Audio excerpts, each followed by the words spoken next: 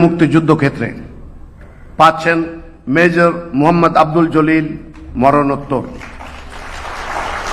Major Mohammad Abdul Jalil 1942 সালের 9 ফেব্রুয়ারি বরিশাল জেলার উজিরপুর থানার উজিরপুর গ্রামে জন্মগ্রহণ করেন। তিনি 1960 সালে উজিরপুর ডিএস ইনস্টিটিউশন থেকে কৃতিত্বের সঙ্গে মাধ্যমিক পরীক্ষায় উত্তীর্ণ হন। দেশপ্রেম ও কর্তব্যবোধ থেকে তিনি পাকিস্তান সেনাবাহিনীতে যোগদান করেন এবং সামরিক প্রশিক্ষণ গ্রহণ করে 12 নম্বর ক্যাভালরি রেজিমেন্টে কর্মকর্তা হিসেবে দায়িত্ব পালন করেন।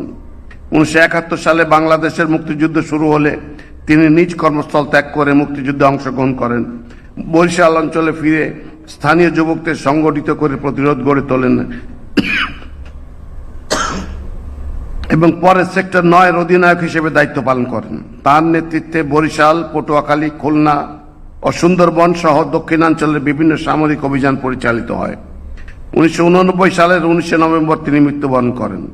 মুক্তিযুদ্ধে গৌরবোজ্জ্বল ও কৃতিত্বপূর্ণ অবদানের স্বীকৃতি স্বরূপ মেজর মোহাম্মদ আব্দুল জলিলকে স্বাধীনতা পুরস্কার 2026-এ প্রদান করা হলো।